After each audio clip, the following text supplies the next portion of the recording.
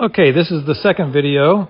This is Sandy hitting a 61-yard shot, and he's trying to hit this one a little bit higher. So a couple things you might notice is the ball slightly forward compared to where it was on the previous video. And you can see the face might be tweaked open just a little bit more. Again, whenever you're trying to go high, it's always advantageous to open that face up a little bit. So he may have done a little bit of that. I don't remember him saying anything, but that could have been the case. So a couple things to look at as he's taking this club back. I've got it in slow motion.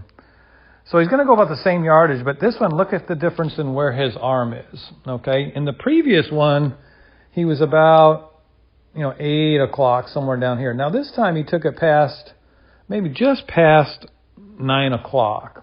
All right. Now, he may or may not know how much he's doing that. I don't know. It would be an interesting question to ask.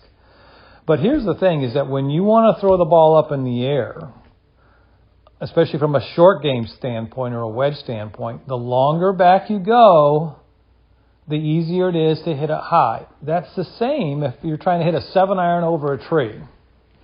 All right, and you got to hit it a little bit higher than normal.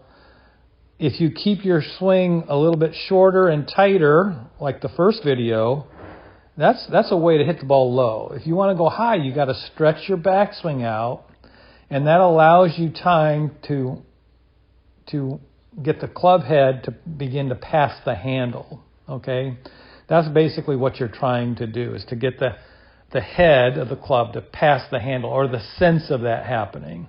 Okay, so this is a higher trajectory shot, and if you add a little loft to it, and if you're going to hit it higher but the same distance, right, the loft at impact has got to be more, right? Otherwise it won't go higher. Okay, if you have more loft and you have to go the same distance, that means you need more club head speed. Okay, so he took it back a little bit further, has just a little bit more of that 9. Again, in the previous video, we had talked about, let me see if we can do this one, about 90 degrees of hinge. There we go. Pretty stock stuff there. Weights on his left side. He's not doing a lot with his lower body here. But look how much hinge he has here. It looks like it's still 90 to my eye. He's got more speed. He's got more club head speed. Now think about this now. Both shots are 61 yards. In the second one, he has a little more. He's generating a little more club head speed based on the video, and that matches up with the fact that he's going to hit it with more loft, and the ball's still going to go the same distance.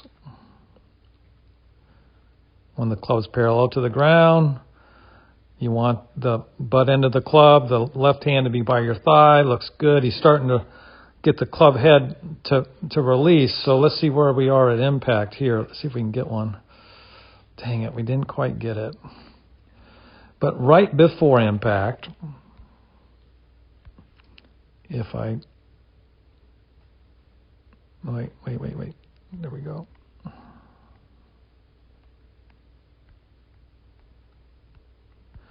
Oh, this thing sometimes is just too much.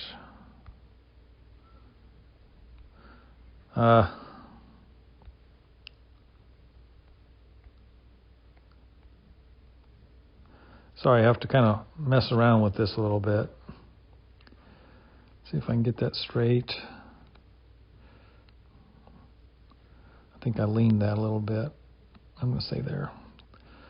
That's about right. So again, he's got a little less hinge, or a little less shaft lean at impact than the previous one. The other one was 13 degrees of shaft lean at about impact. This one's just not quite at impact. So what we would see is that maybe it's 4 degrees, 5 degrees of shaft lean. But he's really close to the golf ball. So I've got it measured about 6. And that's probably going to be right. It's going to be 5 or 6 degrees. So if we say 5 degrees, just to make math simple, 5 and 13 on the other one, that's an 8-degree effective loft change. Well, that's going to change trajectory significantly. Okay, that's 2 clubs, right? 8 degrees is 2 clubs. That's like a 9-iron versus 7-iron, right? So, man, this is not going to go nearly as far as the other one, but he swings back further, hinges more, and probably accelerates a little bit faster through the strike. Now, the club head is passing the handle here, so let's wipe some of this stuff out. It's in the process, I should say, of passing the handle. Okay?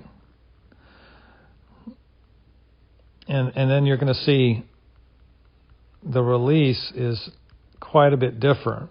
Look how much the club head is coming up and how he let the handle kind of stop a little bit. Club head passes quickly. Let's look at that whole action just all at once.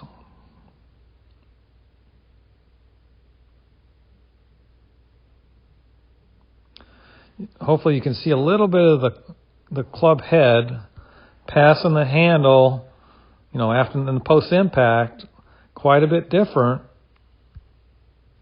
than the very first video.